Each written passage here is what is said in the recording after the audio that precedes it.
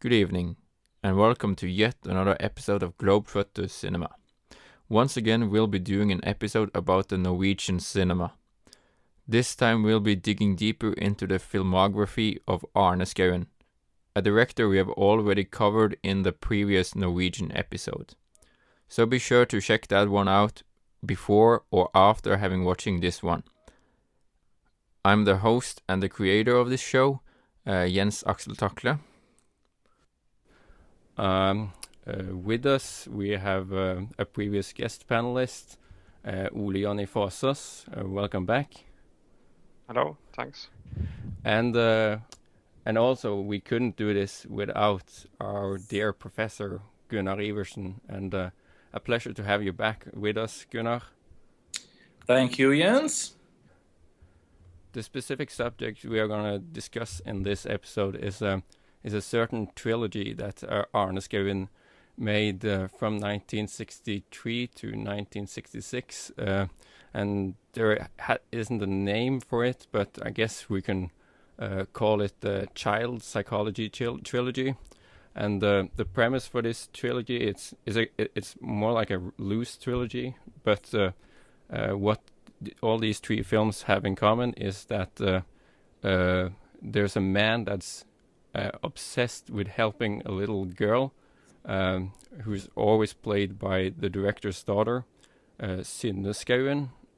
And in all three movies there are different results, either if it's good or it's bad. But but the theme in this film is children with psychological problems. And Gunnar, you who actually wrote a book about Arne Skouen, what was he thinking when he was making this trilogy? Well, there's two things to say about that. On the one hand, Arne Skouen always made social problem films. From his very first film, Gategutter, Street Urchins, onwards, he was always interested in using cinema in order to show off, explain, and sometimes even try to solve different social problems. So he had made these problem films ever since 1941. But then something happens in his own life that changes everything.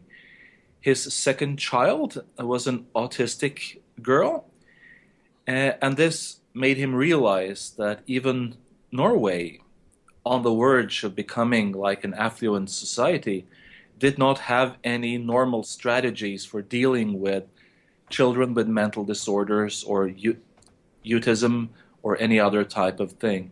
So he started with journalism because he was first and foremost a journalist, and he wrote a number of articles about what a father is, what children is, and then how the Norwegian society dealt with, or actually did not deal with, children with different sorts of mental disorders. And then he moved into cinema and made his three films as part of this large project of showing off, describing, and hopefully also changing the situation for children with mental disorders or psychological problems. So it's part of a bigger project of Arne Skouen taking on the Norwegian society and showing off and discussing what needs to be done. Okay, yeah, and you can also do the honor of telling us about the very first film in his trilogy. Yes, the first one is called Om Tilla, about Tilla, and it's kind of like a psychological thriller in many ways that is typical of the period. It resembles a number of Hollywood films, although it's a low-budget film compared to American cinema. In the movie, the young girl or young child Tilla has stopped talking, and she's not even looking at people. So she's had some sort of like a mental shock. And it is the role of two psychologists, one older woman and a younger man, to try to find out what made her seal herself off? What made her turn into like a cocoon and not speak to or convey anything about the outer world? So it's kind of like a crime story without a crime, where you're trying to find out what really happened and how to make Tilla whole again, because something has shattered her mind, and the psychologists are trying to find out why. Yeah, as you were saying, it is appropriate to kind of compare this to a Hollywood film, because it's basically like a an introduction to psychoanalysis one-on-one, because they get really detailed into the different approaches of how to get through the subconsciousness. It's pretty much as straightforward as a film like Hitchcock's Spellbound, and but that doesn't mean it's that isn't to petrify the film in any way.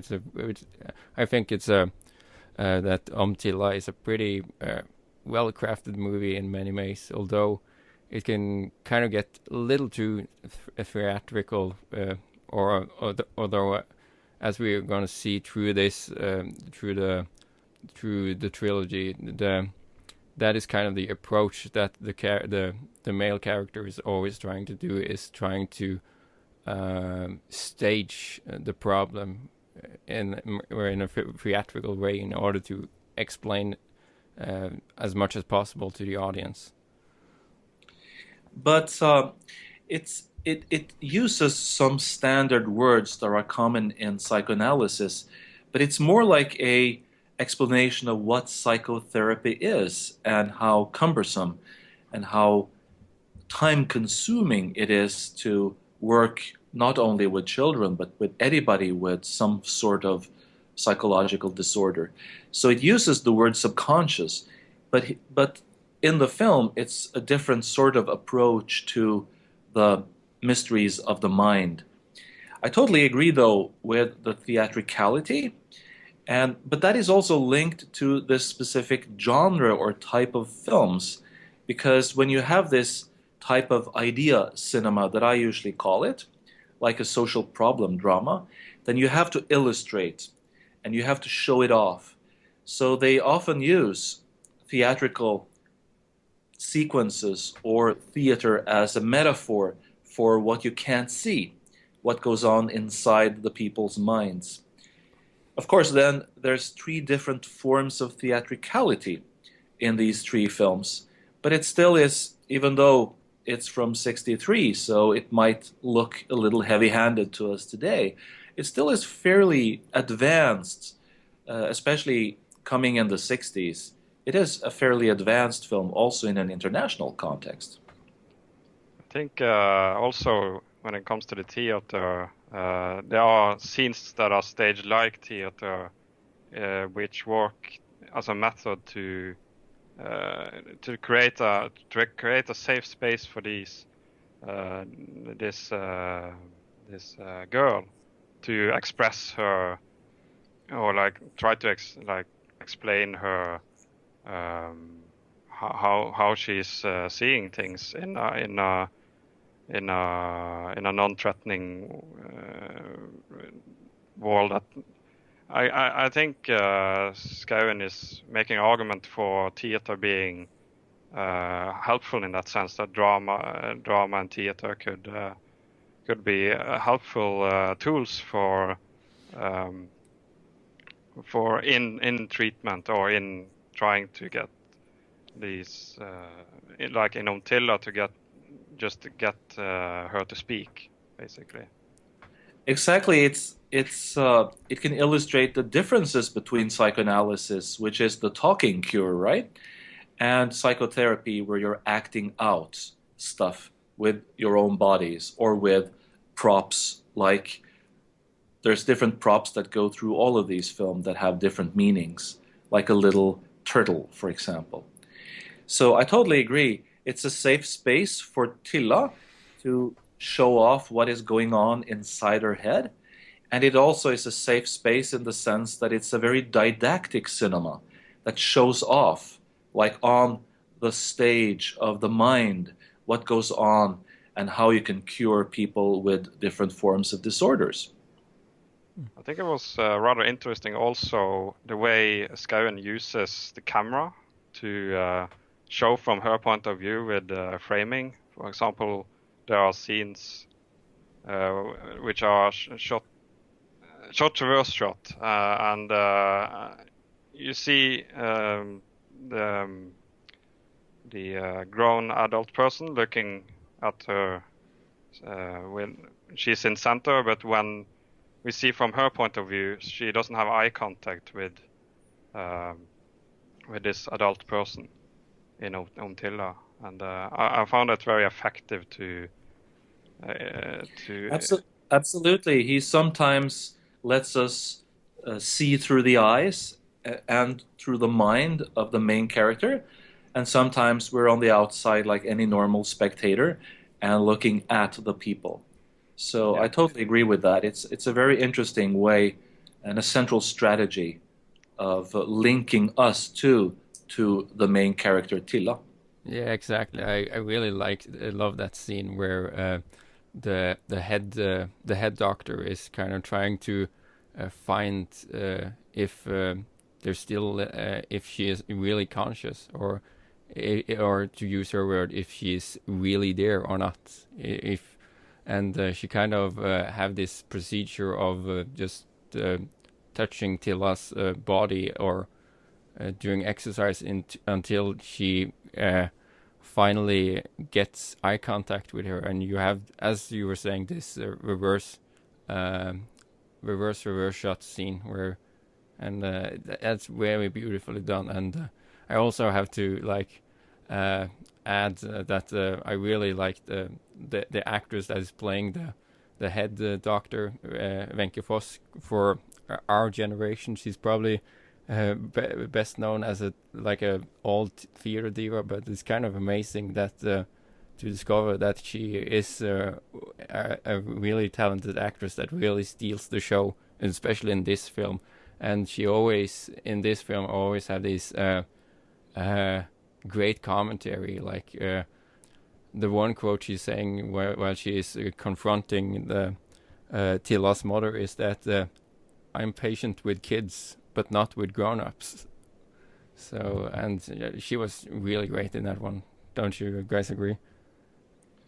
Absolutely, I totally agree with that. It's a very well acted film in many ways, and it is one of my favorite films in Norwegian film history, because on the one hand it is a film that really wants to change something. It wants to deal with problems in Norwegian society, but it's also a very human and humanistic film that is really moving. It's really hard at the very end to keep your tears from falling down, because so much has happened and we believe in these people. So on the one hand, it's very didactic and he wants to show off something, even on a miniature theater stage within the movie. And on the other hand, it's like a living organism. It's a real film in that sense, that it breathes, that it talks to us. I think there's a danger in making such a film that you go overboard in trying to put a message through. But I do think that Skouen manages to he makes an engaging emotional story, but he also leaves the viewer to think for themselves about this, have a eternal debate with the film about what we're seeing here and how it works. I particularly like the way he stages some of these outdoor scenes with he has this motif with a tree at the start. The first shot of the film, you see Tilla sitting in a tree that is sort of split into two stems upwards. Sort of, you're not over explaining that she is in between the systems. It's a visual, symbolic, a metaphor for that there's no real place for her in society. In a sense, she is between two chairs, and that tree.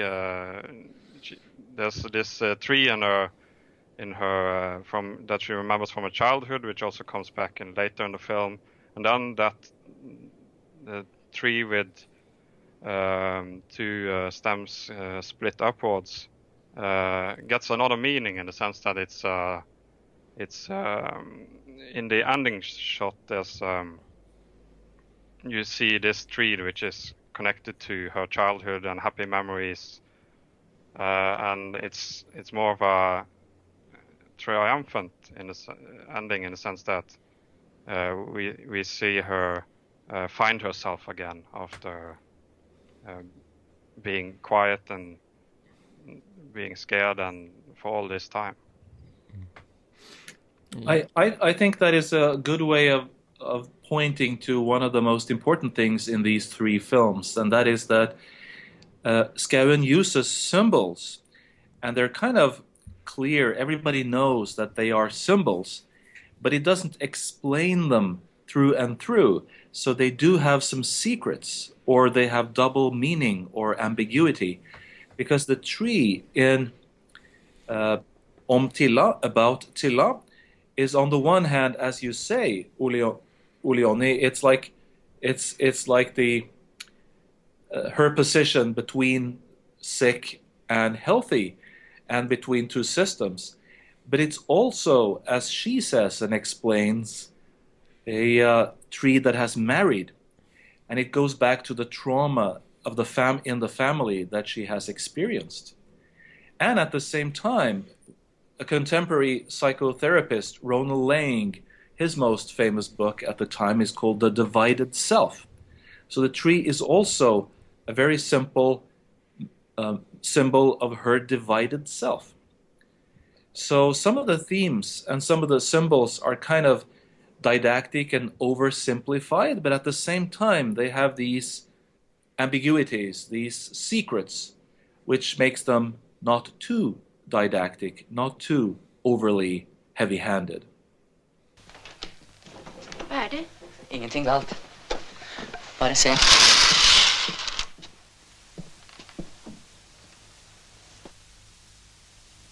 Hun gikk dit for en stund siden. Like etter skjønte jeg at hun var brydd av meg. Ville ha meg ut. Overlege Bakker. Ja, døra stod opp, og så...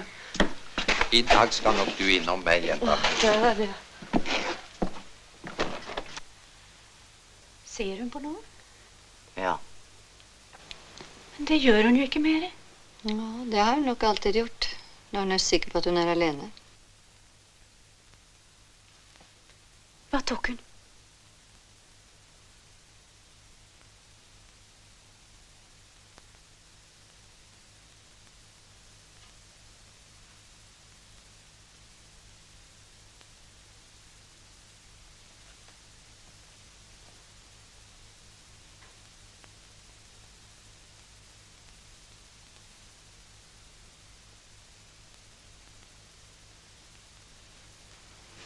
Nei, gå ikke inn.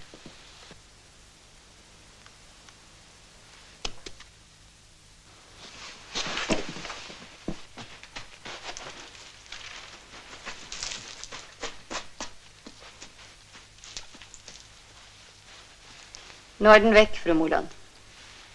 Hva gjør hun nå? Møter en hun kjenner. Forlater oss. Lyset dempes. Teppet går opp i teatret. Og på scenen en eneste. Den første. His second film, Vaktpostene, or The Guardian Post from 1965, tells the story about Arild, a military cadet who is being charged with deserting. In the court, he tries to explain to a very annoyed court that on why he he didn't show up for his military service, and it turns out to a very surrealistic adventure, not like the one with a straight one-on-one psychology as we saw in Tilla, but a rather more really surreal in many ways. But anyway, the premise of his reason for not showing up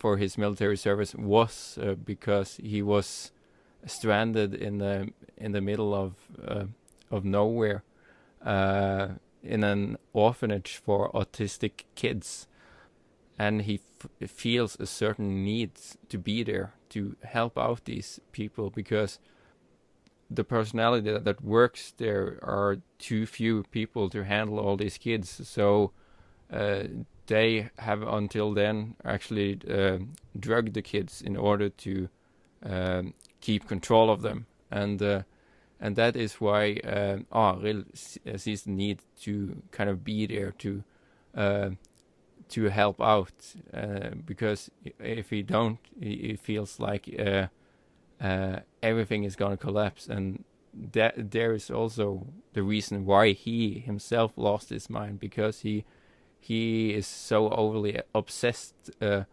with staying there that he's eventually being sent to a mental hospital. And again, we also see Arne Skouen, this time as in the role as the girl Benne, who is not autistic like the others, but are more dangerous in many ways, or more psychotic than the others. But she is conscious, but he has a very but is kind of that person that makes Arild want to stay, and in many ways. But she's also a danger to herself and to the other people on that orphanage. Yes, this is a very different film in many ways. I don't think I would call it surrealist, but it definitely is a modernist film. It doesn't explain much. It's not didactic in the same sense as the first film. So we don't know what is wrong with the girl Bene. We really don't know what happens at the very end. Arild, the main male character, is not only a concerned human being, et medmenneske, as we say in Norwegian, who gets obsessed because he finds out that people with problems are hidden away in underfinanced institutions where pills replace treatment. But he also falls in love with one of the female guardians or treaters there. And something happens with her at the end. But in the first film, everything is kind of explained at the very end. It's a tight story. All the loose ends finally get their resolve. In this other film, everything is mysterious. And at the very end, we really don't know even what happens. So it's a much more complex and much more modernist film, much more inspired by Central European directors like Fellini, Antonioni, Buñuel, and others. So it's the same story basically, but it's also very, very, very different. Yeah, I found a lot of similarities to the French New Wave when I read that the cinematographer for this film, Oddgeir Sæther, he was really influenced by this, maybe not for this film specifically, but he had interest in this stuff, and he was 24 years old, and this was his first film. And I find this film as confusing as some of the French New Wave films, and though I got some things out of it. I did find the transition from the courthouse to, and then suddenly to this house where these children are, this smooth transition, like as if it was in the same room almost. Very effective. It creates this unnerving feeling watching the film. In the sense of we don't know what's going on. At least I didn't know what was going on right then when I saw it, and this confusion, and also I find the scenes in the courtroom very confusing in the sense that the camera moves around a lot, and the Arild is sometimes positioned standing up and sometimes sitting, and it's just very claustrophobic and confusing, much like I guess that he feels like. Yeah, it kind of reminds me of another Norwegian film, a much later one, Eskil Vogt's Blind, in that you have this kind of the same transitions between mental stages, but that is of a blind person. This is of a person who can't see, but it really gives you the sense of what kind of mental state he is in, because he sometimes doesn't know if he's at the orphanage or at the courthouse, or he can confuse the two places, and that's pretty much what that's the statement he's in, and I just have to say that's kind of one of the reasons why I actually think this is one of my all-time favorite Norwegian, at least in the it's at least in my top 5, because of its the construction of the film. Yes, I think that Skouen himself had a feeling that the first film was oversimplifying things. He felt he needed to do it because he had this problem that he wanted people to face and to do something with, but that he was over didactic and oversimplifying things. So in this film, which was made possible because he made a comic film, a comedy between these two films, that gave him the money to produce his next film. So he now could complexify what he had simplified earlier. So now it's like an intended good and productive confusion. And it's a very demanding film where you have to think otherwise than you normally do in the cinema. And I think it's interesting that you bring in the film Blind here, because they're very different, but they have one thing in common, which is also one of the main aspects of neo-modernism in Europe in the 60s, and that is the lack of markers. So you cut cleanly from one part of the story to another without indicating if there's any change in time or space. So time is also complexified, and space merges together into some complex, impossible space. So it's definitely a film that is demanding and very original also in an international context, and tries to do something that really complexifies all the moral, all the aesthetic issues. Yeah, it's kind of, you said it was a really revolutionary or like a very special film of its time, but it's like, I feel like this is a really underrated film in many ways, and I have a feeling that if this was a Czech film, for instance, it would have been a Criterion classic for sure. But what can you say about like the immediate response to this film, both at home and abroad? Well, the reviewers in Norway loved it. It got a magnificent response from the reviewers, and they thought that this was the most mature and the most special and original film that Skouen had made. It was not a big success, obviously, because it's so weird, it's so complex, it's so demanding.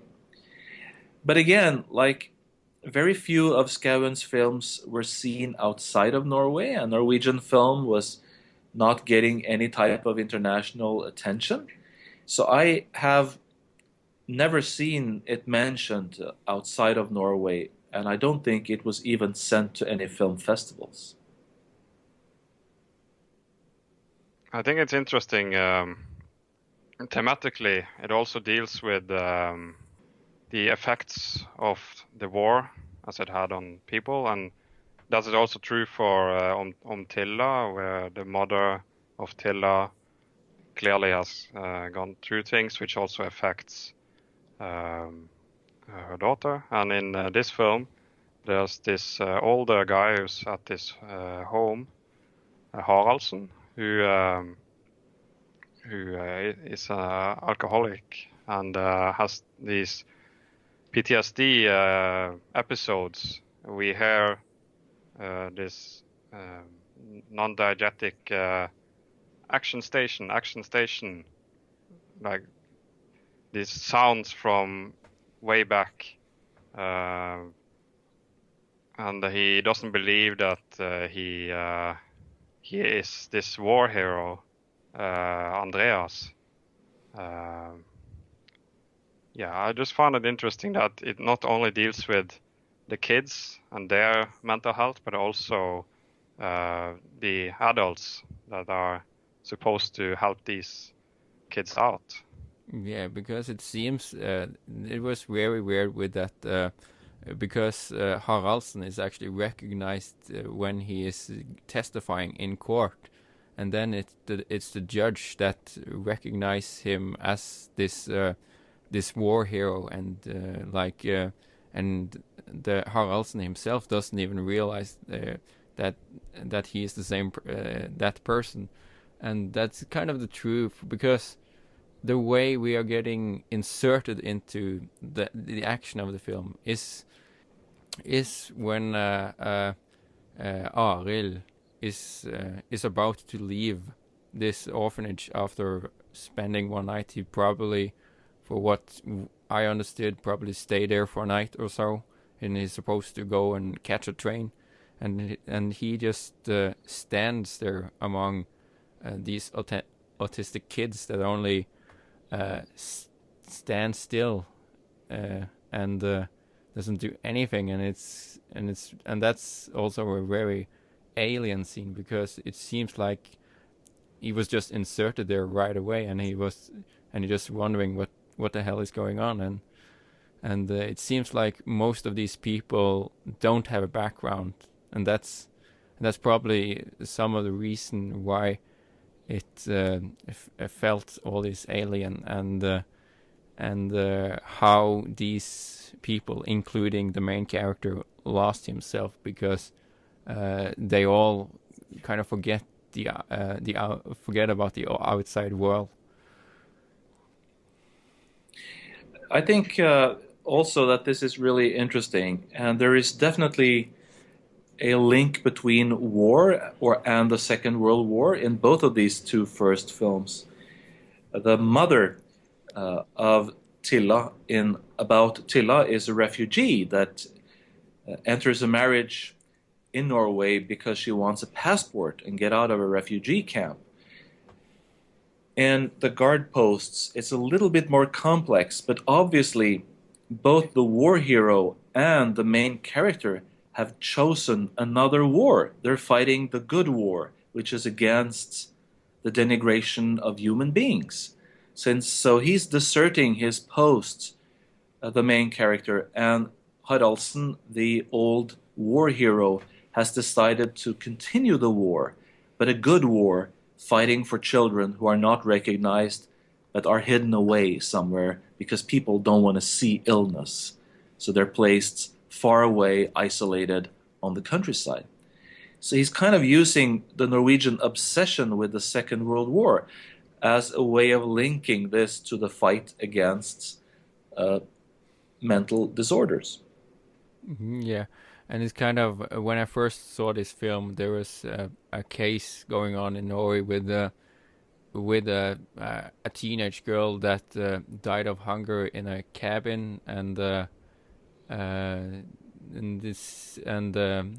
was a lot of question of how could this happen, and it kind of escalated to, we got to find out that it was something wrong with the school system, and it's escalated further and further, and then I also think that Arne Skouen, as a journalist, as we know, wanted to kind of show this kind of case that escalated thing, and Arild himself kind of pointed this out, is that if he hadn't done the crime of not serving, they would have never discovered this place, because apparently his crime of not showing up at all was kind of the best thing that could have happened for this orphanage. And of course we don't know anything what would happen later to this orphanage, but what he told gave concerns in the court, and they wanted to investigate on why it was so bad, and did he really need to be there, and all, and I like that aspect of it, and I kind of see where he's coming from there. I think this is a very personal film. It's demanding in its modernist approach, and it's definitely a breathing, living work of art, but it's also very, very personal in the sense that what Arne Skouen experienced in his own life with his autistic daughter was that people that didn't fit in were just hidden away, and they were not treated. They were just sedated with pills or just kept out of sight. And when he stopped making films, it was basically because he wanted to continue the fight with something that he thought was even more effective, which was basic newspaper journalism. So it's part of a very personal project for him. But luckily, he still wants to make something that is not just a pamphlet. It's not just like it's an enraged, I accuse you. It's something more and disturbing and engaging and weird, which makes it a good film.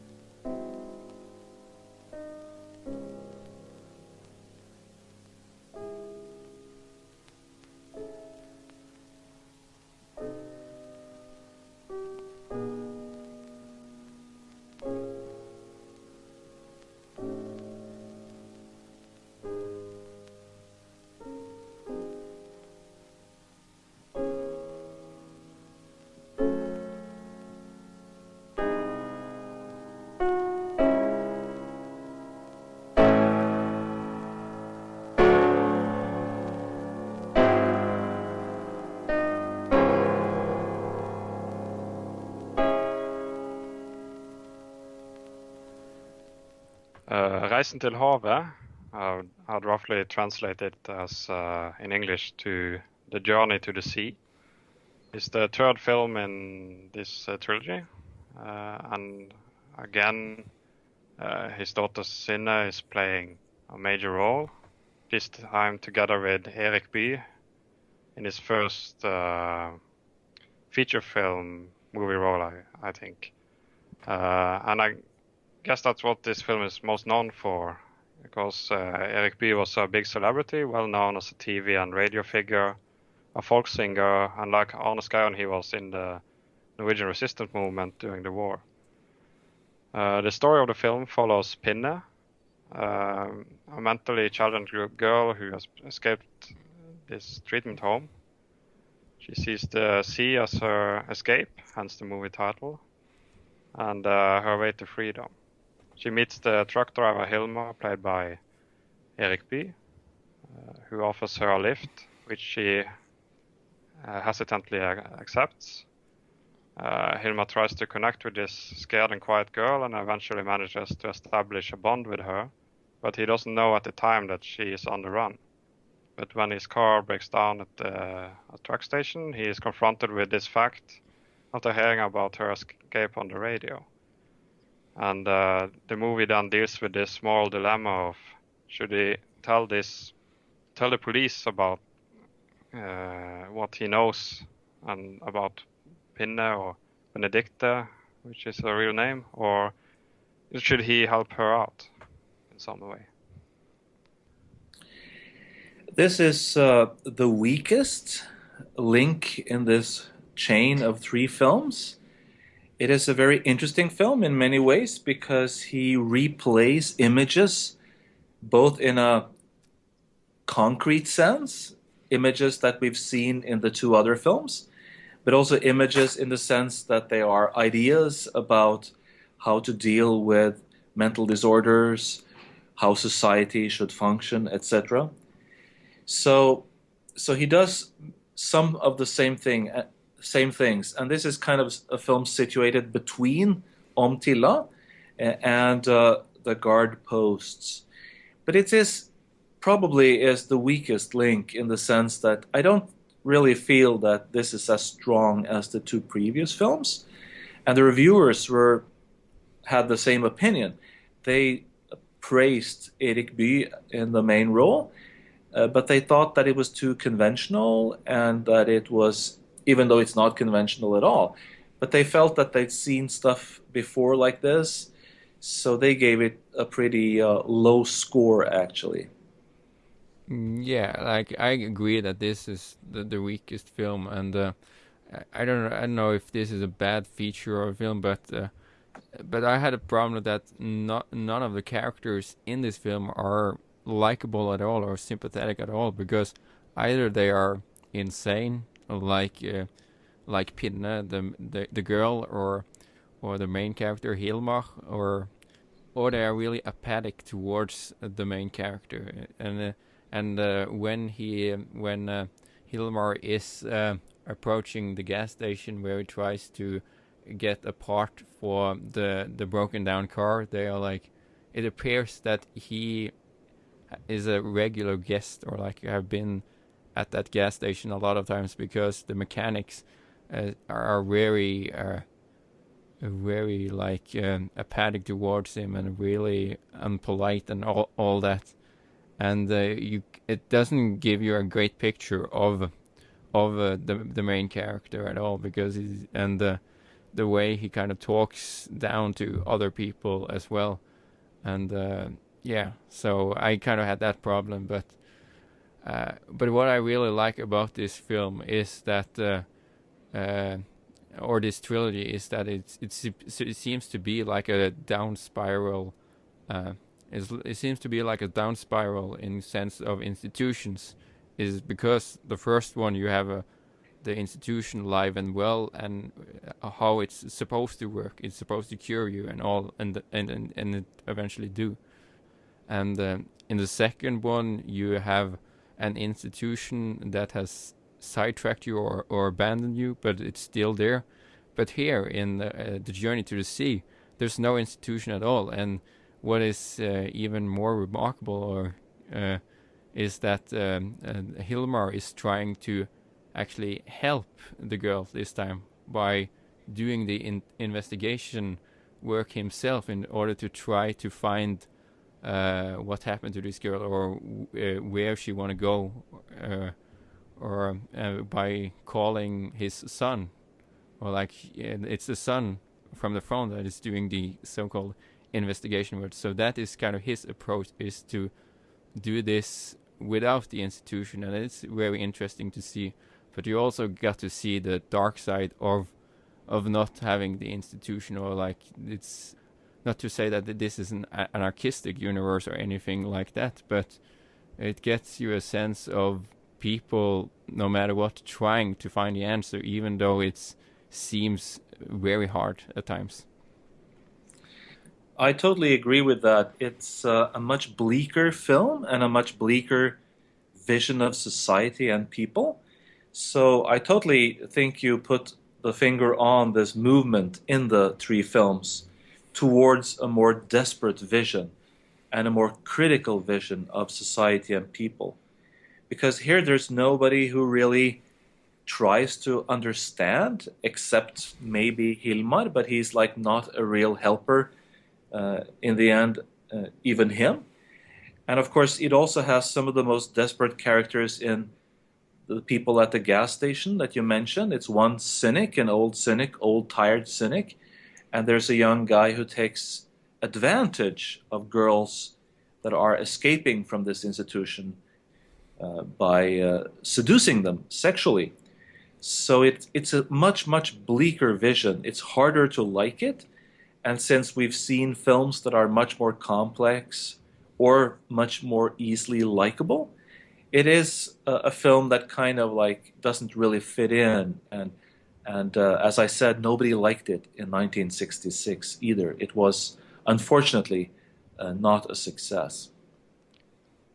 Yeah, I also think that it's a bit of a, I would say it's a bit of a nihilist film. And even Pinne is not, I guess that's part of the thing, that she is left alone so much, and then she is also vulnerable to what other people might do. And it sort of has a negative look, more negative look on society, I would say, with, for example, this school class, which trashes her place that Pinne has made out in the forest, her little house where she can act out her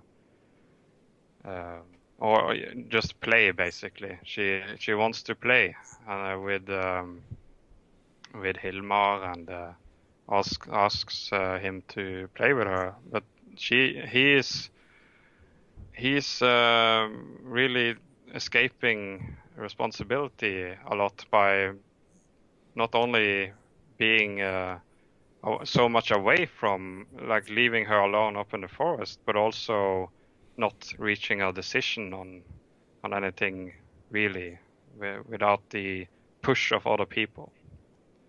Yeah, it seems like you mentioned a scene where a school class is trashing her say house, or like house, but I got the impression that was like one of her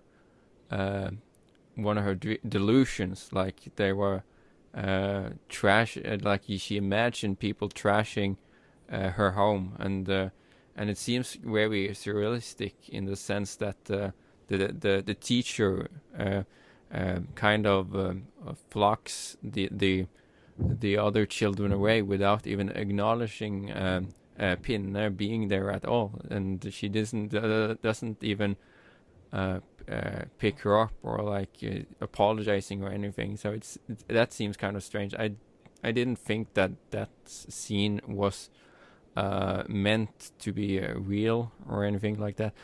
But there's a lot of these illusions going on in this film, because some of these character that she's imagining, like a hunter, that is of course, she is talking about him a lot in the beginning, but eventually he becomes real, or he's being portrayed in the film later on, and there's also what I kind of like about this movie is its modernistic view, or techniques, in that it gives us very bits of a certain person, because there's like a blanket that she's looking through, and she's kind of talking to this man, or what we get is like some frames that only last for less than a quarter of a second or something like that, but you kind of see this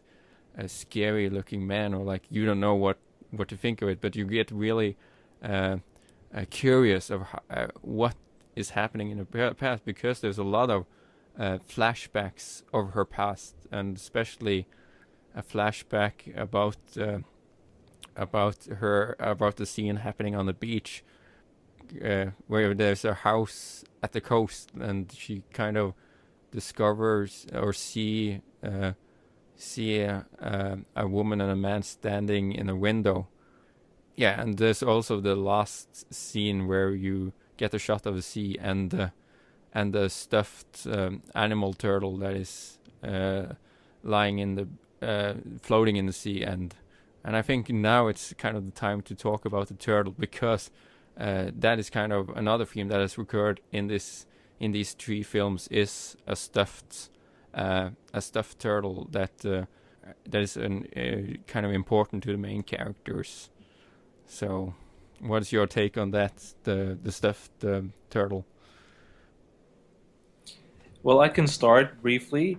It's one of those many examples in the three films where Skouen uses the same idea or image or prop in this case, but varies it. So sometimes these turtles are symbols of the child, who are innocent but has been shattered. The mind of the child has shattered or divided in some sense. But sometimes it's also a symbol, obviously, on playing and games, and the healing game of actually just talking to, engaging with children who have disorders. And of course, in the middle film, it's also a symbol of Arild, the helper, the one who desperately tries to help out and change things. So it's one of these examples of how it's obviously a symbol. But again, we do not necessarily get all the details and all the explanations, so we find out what sort of symbol it is. We will have to add something ourselves. So it's also a symbol with a certain personal openness that is our way into the story and into the characters. But but what kind of makes this movie a little weaker than the others is also because the main character apparently also goes insane. Of course, that was the case with the middle film as well. But here, I don't know. It seems kind of out of place. A certain scene at the cafe where a lot of people, huge crowds, are looking at Hilmar, and he kind of starts to rant against them and saying, "What are you looking at? Why do you suspect me or anything?" And that was also a very alien scene, out of this world scene, and it's almost it reminds me of a scene from an Andersson film. Which one was that again? I don't know which Andersson film you're talking about here now. Sorry. Yes, unfortunately, but I think you're on the right track in the sense that I think both the scene with the children who are dismantling and ruining the so-called playhouse that the girl Pinne makes in the forest, and the scene with the masses who are looking at, like, accusingly at the main character Hilmar. I think they are very, very central to the film because it's such an accusing film. And I think also it's very personal in the sense that at this point, Skouen had written like 100 newspaper stories, and he'd written a book, and he's made 3 films, and nothing really happened. They were trying to treat him as he was like a problem by exposing this. Like, we don't want to see these children. We don't want to know about mental disorders. Just take it away from us.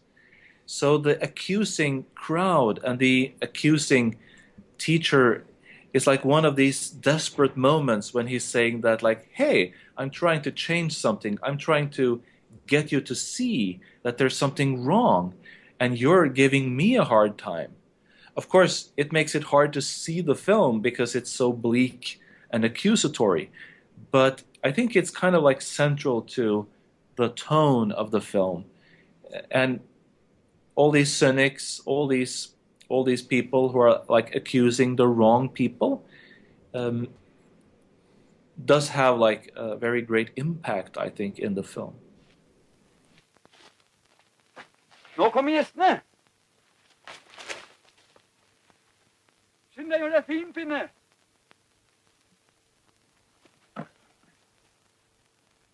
Hvem er det som kommer? Jeg er nede i krypskytter, og jeg kommer for å betale en bot. Ja, lensmannen har fart til himmels, men jeg er drengen hans. Og det siste han sa var at jeg skulle stenge nevene i bordet når Niri kom. Ikke sant, lensmann? Ja vel, det skal jeg si. En eneste gang til, så blir det fengsel. Enda så bra en mann du er, Niri. At du kan drepe de stakkars dyrene. Ja, men jeg skyter bare skadedyr. Bare krek og ukrutt. Og så bommer jeg for det meste. For øya mine har blitt så skralle i det siste.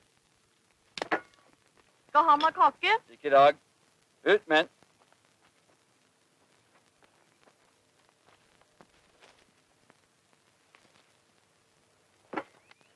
Fysj. Her står det en til. Kom inn. Vær så god. Jeg er tønna mekaniker, og jeg kommer for å melde Hilmar Jørgensen som ikke betaler gjeld. Putt den i karsåten. Pinne, skriv en proklamasjon. Proklamasjon fra lensmannskontoret. Enhver som gir Hilmar Jørgensen kreditt, gjør det for egen regning og risiko. For Hilmar Jørgensen er en tullball, kjent som sådan i 7 prestgjeld. Riktig, lensmann. Skal bli. Slå det opp på veggen utenfor. Han skal ikke ha kake. Ikke tale om. Hiv den ut. Nestemann. Hva var det du heiv ut nå? Katta.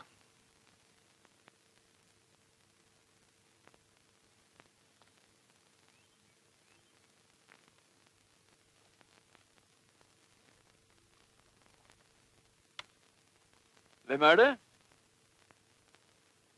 Det står en nydelig ung sjømann der ute. Farskapssak. Han er så stille og beskjeden. Jeg skal ut på havet, sa han. Og jeg kommer for å hente Matilda Benedikte Folmen. Pynt meg!